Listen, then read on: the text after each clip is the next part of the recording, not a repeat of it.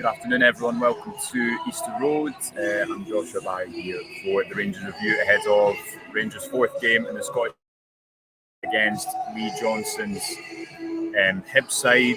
Big game, 12:30 kickoff. The turnstile's just about to open, and the teams have just been announced on social media. So I'll take you through both of those just now, starting with Rangers. A couple of surprises in there, I guess. The main topic of discussion, before the game was, will Van Bronckhorst change a lot, given the Rangers of the second leg of a Champions League playoff on Tuesday, or will he opt for continuity and look to retain the core of the side that's played over the last few weeks? And it's kind of the latter. There's a couple of changes in there. Ryan Jack comes in, Tom Lawrence comes in, Ravi Matondo comes in, but there's still places for the likes of Sands and Barisic, no Davies, or Ridvan in the starting 11. Stephen Davis drops to the bench, as does Malik Tillman. So I'll take you through it from the goalkeeper, which is, as has come to be expected, now John McLaughlin. A back four of James Tavernier, Connor Goldson, James Sands and Borna Barisic. A midfield pairing of Ryan Jack and John Lundstrom. Obviously, you'd imagine they'd play a little bit deeper than they did against Johnson last week, but gives you a good bit of flexibility in there. Three behind the striker, probably Matondo from the right, Kent from the left, and Tom Lawrence just tucked in behind Antonio Cholak. So no place in the starting 11 for Alfredo Morelos, who continues on the bench. Obviously, he is coming back from 5 months out, but I think most would probably have expected him to get a start by now. With that said, when you've got a striker in Antonio Cholak who has scored 4 in 4 games, it's hard to bring him out of the team, particularly when you'd imagine he starts away in Eindhoven. And also, Van Bronckhorst was speaking to Sky earlier this week, and he was saying, they've had 5 days almost since, or 4 days since the game on Tuesday night. This isn't a Thursday kind of Sunday turnaround. There's one extra day. Obviously, the game comes on Wednesday next week as well. I keep saying Tuesday for some reason, because I'm used to them being on Tuesday. So Rangers do have, from Saturday lunchtime to Wednesday, is enough time really, you'd imagine, for especially the likes of Tavernier and Goldson, who could play 3 games in the week, or they always have seemed to when that's the schedule. You'd imagine why there's not too much rotation in terms of the likes of centre back, left back, and up top as well. Take you through the hosts as well. I think they're playing a 3-5-2. I guess the big news for them is that Martin Boyle, who's obviously returned from I think it was Saudi Arabia, he was playing his football in. He is back, and he's back in the starting 11 today, so that'll be a boost for Hibs. They go with Marshall and goals. I think a back three of presumably Ryan Porteous on the right, maybe Rocky, and Hanlon as well. So back three of that. Chris Cadden's going to be a right wing back with Campbell, Doyle Hayes, and Newell in the middle. Looks like it might be Ewan Henderson at left wing back. I don't think that's his natural position, so it'll be interesting to see what happens there, whether Hibs maybe form a back four in possession with Cadden going to right back, and then Ewan, and I think it's pronounced Ewan, and Boyle. So I guess Hibs have a lot of flexibility within that starting 11, different options of how they want to attack Rangers. Martin Boyle being in there, who maybe hasn't quite got his full fitness after coming back, but scored obviously in the Edinburgh Derby. I think he came on against Livingston as well. That'll be a boost for them going into this one. And I guess the intriguing thing is, and we wrote about this on the website tomorrow, how does this game play out for Rangers?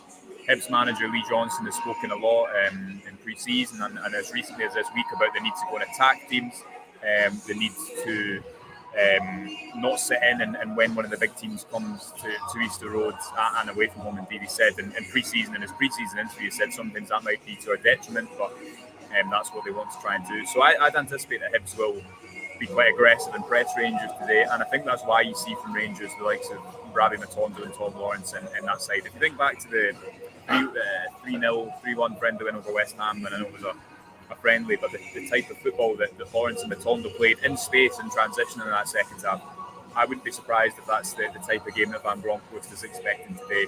I'm interested to see if Hibs do press Rangers high, how Rangers cope playing out from the back. I think it's been much improved this season, but they've not really been tested too much in that regard.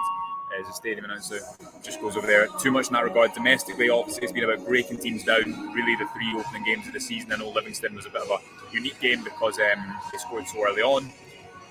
But then, today you'd expect it to be a little bit more of a battle for Rangers to get up the pitch. And maybe that would just suit Rangers, the fact that,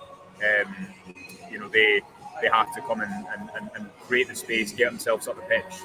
but that will mean if Hibs do sit a little bit higher, that there'll be the space for Rangers to play into. So we'll see what happens with that. Right, we're going to get through some of these comments. There's loads coming in. Do let me know your thoughts on the teams. Graham says 3-1. Hopefully we need a good result. Pete says, hi Josh, watching from Taiwan. Very nice, Pete. I'm sure it's lovely over there at the moment. Blair says a good strong team. Agree with that. Aldo very confident. 4-0. Cholak double half penalty and Alfredo with the fourth. That would be it's an ambitious shout, Aldo, but I do kind of have a feeling that today could be quite high scoring. One way or the other. As I say, it'll be interesting to see how Rangers deal with Hibs' pressure if they do play aggressive from the start. Good morning to David as well. Lots of confident predictions in here today. Rangers 1979 says, I like the team and I'm hoping for same team against PSV, but with Morelos up top as game will suit his style even for 60. Yeah, I kind of suspect that if Morelos was going to start away in Eindhoven, he'd have started today.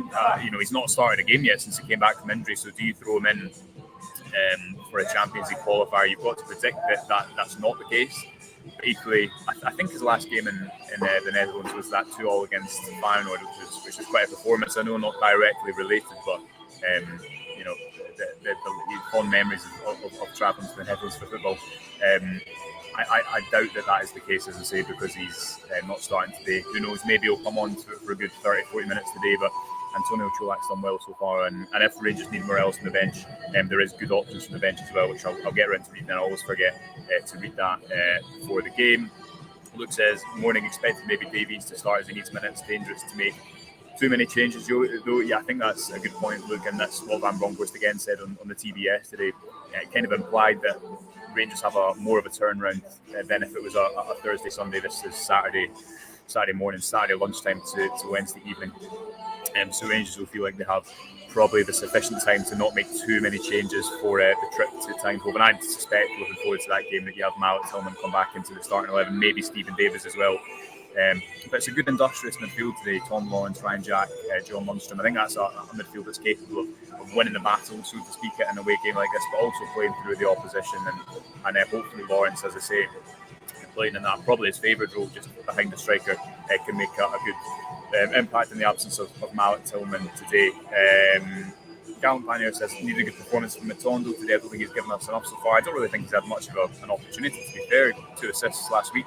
I thought he was pretty bright. Again, I think you just need to give players a bit of time to allow them the actual game time to make an impression. So big game from today. Will he be off the right? Will he be off the left? I kind of suspect that it will be Kent playing from the left and Matondo from the right, trying to really stretch Hibs. And Matondo, if there is space in transition, everyone knows about his pace. So hopefully that will be able to be put to good use today.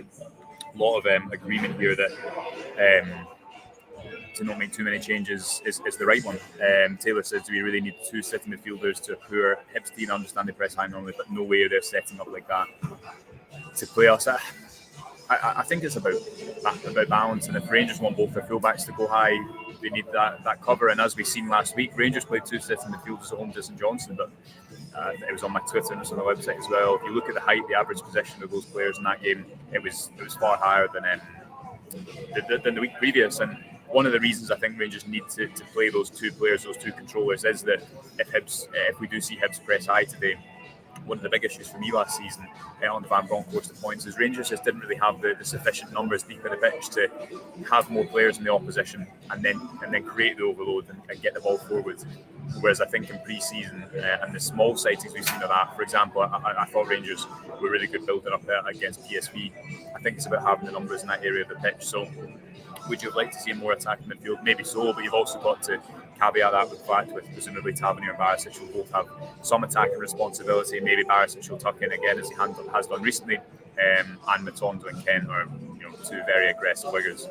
So you presume that it's about balance and trying to compensate for the attacking elements of this team. Just going through some more of these comments. So as I said last time, sometimes when you're trying to read and talk at the same time, it's very difficult to do that. Just get a couple more. Rob says, good attacking lineup, fancy Lawrence for the opening goal. Yeah, Tom Lawrence, who came off the bench and scored at the weekend. It's an interesting discussion as well, how how will Van Bronckhorst utilise the bench today. He's made 9 substitutions in the 2 previous home games, 5 and a 5 and a 4.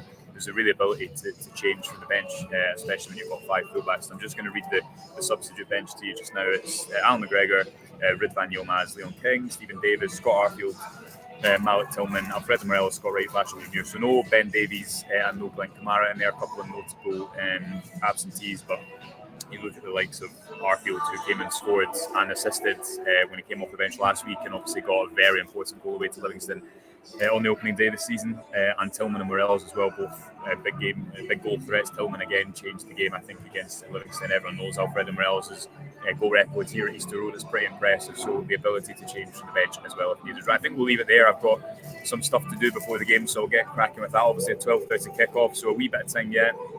And we'll be live after the game doing a bit of a Q&A as we always do, so do get in touch, put your notifications on for that as well. Remember, you can subscribe to the website, £2 for 2 months at the moment. Until then, enjoy the rest of your game, enjoy the rest of the game when it comes, whether you're watching at home or you're